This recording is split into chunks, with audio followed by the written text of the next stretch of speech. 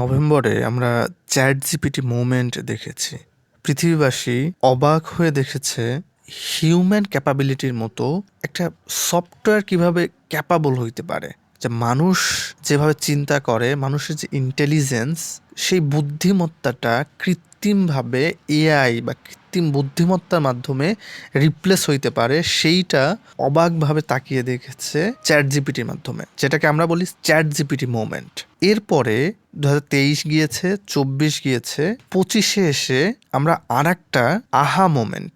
Why আহা moment? আমরা এটা দেখতে পারলাম যে যে বিলিয়ন ডলার প্রয়োজন নাই এইরকম একটা মডেল তৈরি করতে। জাস্ট সিম্পল $5 মিলিয়ন এটা তৈরি করা যায়। এর ফলে আসলে কি হয়েছে, যেটা হচ্ছে যে ডিপসিক R1 এটা ওপেন সোর্স করা হয়েছে। এর মানে হচ্ছে যে ওপেনের যে ক্যাপাবিলিটির মডেল আছে, এই টাইপের মডেল সাধারণ ডেভেলপাররাও তৈরি করতে পারবে। এতে কি ডেভেলপার কমিউনিটিতে আসলে অনেক বড় একটা অপরচুনিটি ক্রিয়েট হয়েছে এবং আত্মবিশ্বাস এটা আমরাও করতে পারবো। অ্যান্ড ইউএস ভার্সেস চায়না যে ওয়ারটা শুরু হইলো, এটা তো অবশ্যই যে ইউএসকে ফিজিক্যাল ওয়ার্ল্ডের যে টেকনোলজি বানানোতে চায়না অবশ্যই টেক্কা দিয়ে ফেলছে। এই জন্য যে হয়তো আপনি যে ফোনটার মাধ্যমে এই ভিডিওটা দেখতেছেন বা শুনতেছেন, সেটাও কিন্তু মেড ইন চায়না। ইউএসের যে আইফোন, সেটাও কিন্তু মেড ইন চায়না। এই যে একটা ব্যাপার যে চায়নাতে আসলে কোনো একটা প্রোডাক্টের ম্যানুফ্যাকচারিং কস্টটা অনেক কম, তো সেইটারই আরেকটা ঝলক আমরা দেখতে পারলাম। তো এখন ইউএসকে কিন্তু চায়না সেই টেক্কাটাই দিচ্ছে। আমার সিম্পল মিলিয়নেই আমরা এই অসাধারণ ক্যাপাসিটি বা ক্যাপাবিলিটি এআই তৈরি করতে পারি। এখন আরেকটা ব্যাপার ঘটবে, যেটা হচ্ছে যে যেহেতু এই এত পাওয়ারফুল মডেল ওপেন সোর্স, এখন ডেভেলপাররা চাইলে যেটা এন্টারপ্রাইজ লেভেলের এআই সলিউশন সার্ভ করতে পারবে। সিম্পল একটা ডেটা খুব ইম্পর্টেন্ট, ব্যাংক, রাষ্ট্রীয় যে ব্যাপার স্যাপারগুলো বিভিন্ন, যেইখানে আসলে থার্ড পার্টির ক্লাউড বা সিস্টেম ব্যবহার করার কোনো সুযোগ নেই।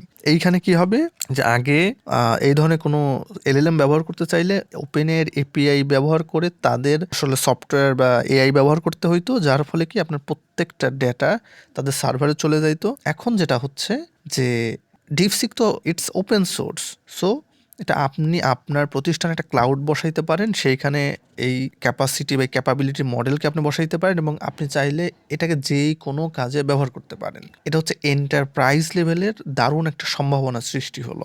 এছাড়া আসলে যে এআই অ্যাডভান্সমেন্ট আসলে তো হচ্ছে, এটা অনেক আগে থেকেই হচ্ছে।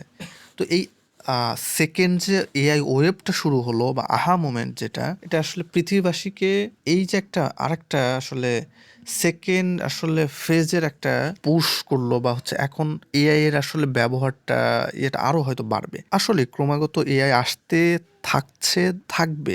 এখন জাস্ট সফটওয়্যার ওয়ার্ল্ডের এআইটা আছে, নেক্সট ফেজ এআই এজেন্ট, সেটা ভার্চুয়াল এআই এজেন্ট, যেই এজেন্ট কি করবে, ইউজারের বিহ্যাবে, আপনার বিহ্যাবে আপনার কাজটা করে দিবে। আপনি ঘুমাবেন, আপনি আগে থেকে বলবেন যে হ্যাঁ আমি এই জিনিসটা করতে চাই, সে তার সময় মতো আপনার টিকিট কাটার প্রয়োজন হলে টিকিট কাটবে, আপনার যদি হচ্ছে ফর্ম সাবমিট করার প্রয়োজন সে নিজের থেকে সেটা করে দিবে, টাইমলি করে দিবে। সেটা ভার্চুয়াল এজেন্ট প্লাস আমরা দেখতে পাবো যে রোবোটিক ওয়ার্ল্ডে, অর্থাৎ ফিজিক্যাল ওয়ার্ল্ডেও এই যে এজেন্টিক ব্যাপার স্যাপার, যে আপনার ফিজিক্যাল ওয়ার্ল্ডেও আপনি এআই এজেন্ট পাইতে যাচ্ছেন, যে রোবট কি করবে, আপনার রান্না করে দিবে, আপনার ঘর গোছায় দিবে, আপনার বাজার করে দিবে।